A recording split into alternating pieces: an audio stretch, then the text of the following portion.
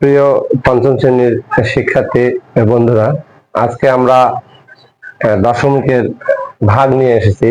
গত ক্লাসে আমরা গুণ শিখছি, আজকে আমরা ভাগ করব। তাহলে দশমিকের ভাগ করতে গেলে যেভাবে করতে হবে তোমরা একটু দেখো। এখানে 8.5 ভাজ্য আমরা আন্তর্জাতিক পদ্ধতিতে করব। এখানে পূর্ণ সংখ্যার ভাগের মতো আমরা ভাগটা করব। 5 দিয়ে 8কে ভাগ দেব। 5 একে 5, বিয়োগ করে 3 নামালাম,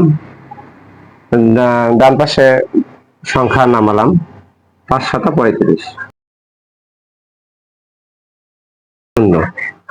ভাজ্যে যে স্থানে দশমিক বিন্দু আছে, ভাগফলেরও সেই স্থানে দশমিক বিন্দু বসাতে হবে।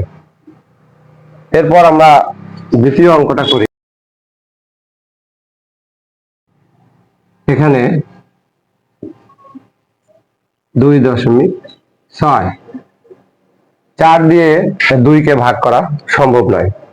4 দিয়ে 2কে ভাগ করা সম্ভব নয়, এই জন্য ভাগফলে একটা শূন্য নিব।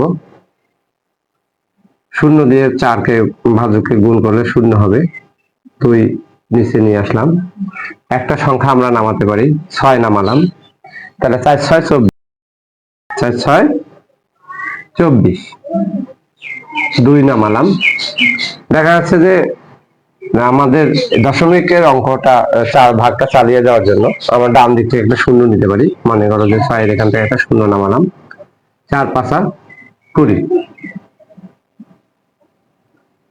ভাজ্যের যত ঘর আগে দশমিক বিন্দু আছে, ভাগফলেরও ঠিক তত ঘর আগে দশমিক বিন্দু বসাবো। তাহলে এখান থেকে আমরা একটা শূন্য নামাই নিয়ে গেছি। তাহলে এই শূন্যটা আমরা এখানে বসাইও নিতে পারি। এই শূন্যটার জন্য এখানে 2 ঘর আগে দশমিক বিন্দু বসাবো। 1 ঘর 2 ঘর। তাহলে আমরা পঞ্চম শ্রেণীর বোর্ড বই 78 পৃষ্ঠার 11-র 1 নম্বর অঙ্ক করলাম এবং 12-র 1 নম্বর অঙ্ক করলাম। আমরা এই দুটো অঙ্ক দেখার পর পরবর্তী অঙ্কগুলো বাসায় করবে। যদি সমস্যা মনে হয় তাহলে কমেন্ট করবে। ধন্যবাদ সবাই।